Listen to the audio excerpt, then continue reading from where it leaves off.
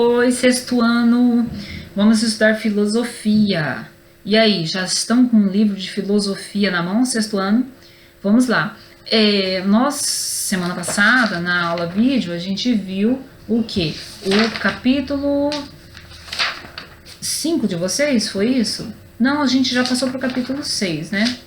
Então vamos lá. Vamos para página 30 e 31. Nós estamos no capítulo 6, tá? Fiz o capítulo 6 com vocês na aula vídeo, explicando algumas coisas. Então, nós vamos repassar aqui a página 30 e página 31, ok? A página 30 e 31 era atividade da semana passada de aulas programadas. Mas mesmo que vocês já tenham me mandado, não significa que a gente não tem que ver se deu tudo certo, se vocês fizeram tudo certo, ok? Olha só, as atividades da semana passada, aqui na página 30 e 31, tem 5 figuras aqui muito importantes, assim, figuras no mundo, né? Bem importante. Era para vocês lerem as frases, eram para vocês ler e pesquisar sobre cada uma dessas pessoas aqui. Eu ainda não vi, eu tenho algumas aulas programadas que eu ainda vou abrir para ver, não vi fazer pesquisa de todas essas pessoas. Se não fizeram, façam. Vamos fazer a coisa certa? Façam no caderno. Olha só. A primeira pessoa. Pesquise sobre cada uma delas, sua história de vida e tal. Gandhi. Mahatma Gandhi. Coloca lá no Google, Mahatma Gandhi. Vai sair algumas coisas. Coloca as coisas importantes ali dele no caderno. Depois coloca Madre Teresa de Calcutá. Pesquisa, gente. Vamos fazer, tá? A pesquisa sobre as 5 figuras. Mahatma Gandhi, Madre Teresa de Calcutá, Martin Luther King, David Hume e Karl Marx, tá? São figuras assim muito importantes a nível mundial. Olha só. Vamos analisar as frases deles. Olha que interessante aqui. Gandhi. Olha a frase do Mahatma Gandhi. Ele era indiano. Felicidade é quando o que você pensa, o que você diz e o que você faz estão em harmonia. Olha que frase importante. Presta atenção. Aquilo que você pensa e que você diz e que você faz é a mesma coisa?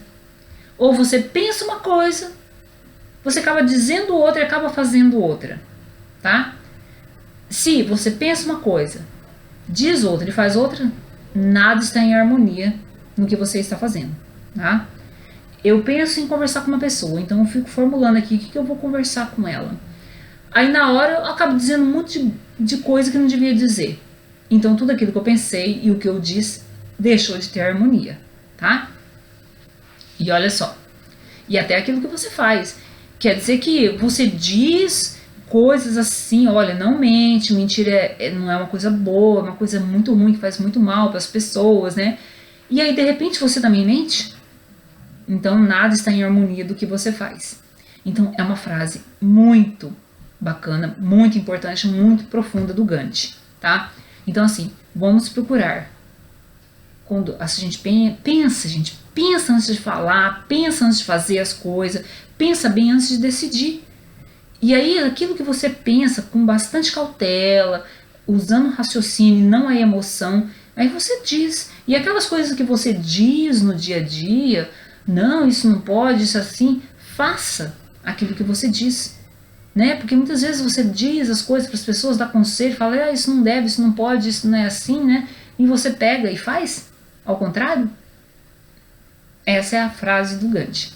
Vamos para a frase da Madre Teresa de Calcutá.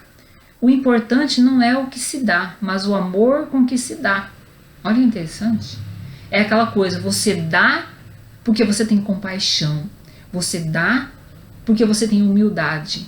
E não dar as coisas com segundas intenções, com algum interesse por detrás disso. A gente sabe que hoje nesse mundo, muitas pessoas aparecem fazendo doações, tal, não sei o que, parece que é só para se sentir bem. Não porque ela tem amor por aquela causa, porque ela tem um coração humilde que, assim, tipo assim, nossa, eu quero ajudar, eu quero dar as coisas para as pessoas.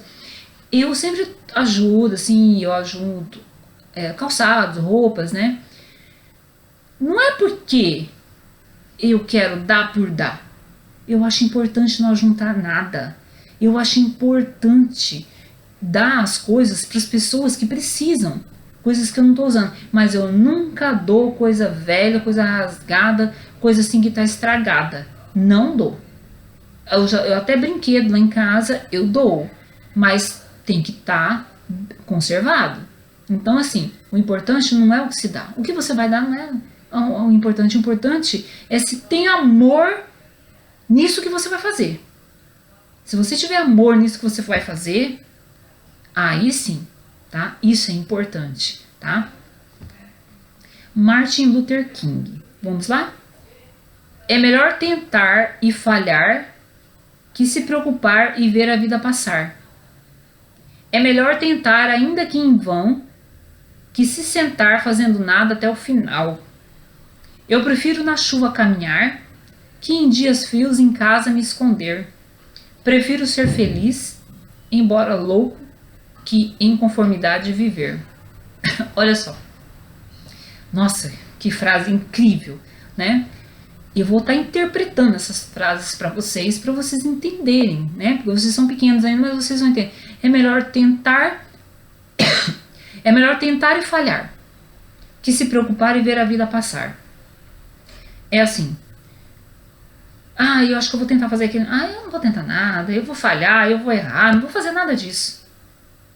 Então, é uma crítica. Não, gente, vamos tentar fazer as coisas direito, vamos tentar fazer as coisas que a gente planejou, vamos tirar essa coisa assim de pessimismo. Eu vou falhar, não vai dar certo. Entendeu? Se for uma coisa boa, se for uma coisa pro bem, faça. Mas e se eu fizer e eu errar? Não tem problema. Você vai aprender através do erro. A gente aprende através dos nossos erros, tá? A gente aprende. Engraçado. Lá em casa, de vez em quando, a minha filha cozinha. E às vezes não dá certo. Ela fala assim, eu não vou fazer mais nada. Eu falei assim, não. Não é que você não vai fazer mais nada. É que você errou nesse ponto e nesse ponto na hora de fazer isso na cozinha. Isso não quer dizer que você não vai fazer mais. Você pode fazer. Mas porque a falha ensina aonde está o erro. Para depois você fazer melhor, né? Do que ficar vendo a vida passar. Não vou fazer isso, não vou fazer aquilo. Não, que essas coisas vai dar errado, não vai dar certo. Não, vamos fazer as coisas. As falhas fazem parte das nossas vidas, tá bom? Outra coisa que ele fala aqui, ainda nesse tema, né? É melhor tentar, ainda que em vão, que se sentar fazendo nada até o final, né? Então, às vezes você tenta fazer uma coisa, mas não vai dar em nada. Mas tenta, você não sabe se não vai dar em nada. É preciso tentar. E se você, não, eu tenho que fazer tal coisa, eu tenho que conversar com uma pessoa que ela tá fazendo as coisas muito erradas, eu quero ajudar ela, eu vou lá conversar. Você conversa, não deu em nada, a pessoa não te ouviu, a pessoa ainda foi grossa com você.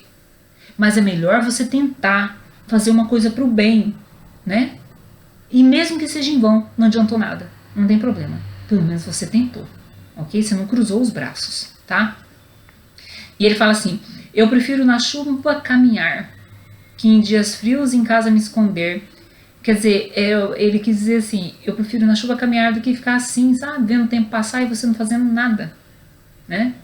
Por sinal, até que se for chuva de verão é gostoso, até a gente tomar uma chuva é muito gostoso, né? Tomar chuva. Eu gosto de tomar chuva, né? Tem gente que só gosta de ficar olhando a chuva de longe. Se for chuva fria, não quero não, nessa época do frio. Mas na época do verão, que tem aquelas chuvas assim bem gostosas, é lógico que eu entro para tomar chuva. É gostoso, ele faz bem. Mas ele quer dizer assim, não fiquem acomodados, né? E tipo assim, estão estudando em casa, não fiquem acomodados só no celular, em internet, em videogame, em televisão e brincando. Não pode se acomodar. Vocês têm que aprender, vocês estão em fase escolar ainda. Não é para ficar sem fazer nada. Então, pega os livros, pega as atividades e vamos fazer. Ouve as videoaulas mais de uma vez. Se vocês têm 4 horas para ficar aqui na escola, tem que ter essas 4 horas para ficar todos os dias em casa, da semana, para estudar, para estar envolvido nos seus estudos e não ficar vendo a vida passar enquanto o coronavírus estiver por aí. Certo? David Hume, a natureza força-nos a refletir, a julgar do mesmo modo que nos força a respirar e a sentir, né? ele falando da natureza, força-nos a refletir e a julgar. A natureza realmente, tem gente que nem percebe a natureza, tem gente que não para ver a natureza nem nada, mas quando a gente para ver a natureza, é tão bom a gente observar a natureza, é tão bom a gente observar a chuva, os ventos, a lua, aquele bando de arara, de periquito voando no final da tarde, indo para as árvores. É tão bom observar, né? Essas coisas têm que levar a gente a refletir, as coisas que acontecem na natureza, do mesmo modo que nos força a respirar e a sentir, né? A gente respira por causa da natureza. Se o planeta Terra de repente desmatar tudo que é verde, nós vamos morrer. Porque a gente precisa do verde para sobreviver. A gente precisa do verde, né? Até mesmo para respirar. Porque são as plantas que fazem a fotossíntese. Gás carbônico, respiro e libera todo o oxigênio que os animais e nós respiramos também.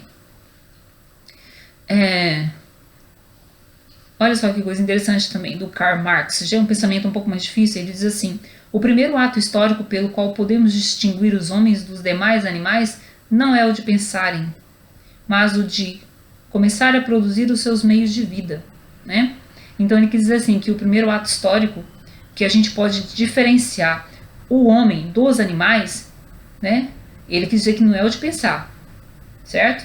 Não é o de pensar, mas o de produzir os seus meios de vida, porque o ser humano tem essa capacidade de inteligência, de raciocínio, de conhecimento, né? O ser humano, com o passar do tempo, vai produzindo as coisas, vai criando invenções, tanto que hoje a gente está vivendo num mundo tecnológico, né? Então, assim, mas é isso que diferencia esse primeiro ato histórico de todas as coisas que o ser humano pode fazer, né? Como os seres humanos fazem muitas coisas. Então, o mundo inteiro, os laboratórios, os cientistas estão correndo atrás das vacinas para o Covid. Vocês percebem? Isso nos diferencia. O ato de agir, de fazer alguma coisa, né? Para produzir um meio de vida melhor para todos. É uma coisa diferente que nos diferencia dos animais. Mas ele fala assim, mas o pensamento... Então não é o pensamento que nos diferencia. Os animais têm pensamento. Não é um pensamento lógico igual a gente, não é um pensamento de raciocínio. Mas quando... presta atenção. Quando as leoas saem à caça, elas ficam o quê? Observando. Elas observam a caça. Eu não sei como que é isso, mas eu já assisto programas assim, né? Esses programas da televisão, e elas ficam observando o momento certo, elas se abaixam ali naquela mata, elas se escondem para se aproximar o máximo possível para dar bote. Gente, tem pensamento então, né? Porque o animal tem cérebro. Então, ele não tem um pensamento racional, ele tem um pensamento instintivo. Então, isso que ele quis dizer. Não é o pensamento que diferencia a gente dos animais, é tudo aquilo que a gente pode fazer, pode criar, pode inventar, usando o nosso raciocínio lógico, ok? Acho que vocês entenderam aí, né? A atividade da página 31 era para vocês fazerem também. Isso aqui vocês têm que perguntar para o pai, para a mãe, né? Usar o nome dos bisavós, dos avós e preencher aqui o quadrinho. Eu imagino que vocês já devem ter feito, tá bom? E no espaço a seguir, colhe uma foto sua e escreva um texto sobre você. O que você aprendeu com seus familiares e como isso influenciou na construção da sua personalidade. Então você vai colocar uma foto ou vai fazer um desenho seu aí, eu acho que você já deve ter feito, e falar sobre você, sobre a sua personalidade, né? Até perguntando para os seus pais, né? O que eles acham de bom em você, da sua personalidade, o que vocês podiam melhorar, coisas que você pode escrever aqui sobre a sua identidade pessoal, ok? Tá bom? Até mais, sexto ano, até a próxima aula. Tchau!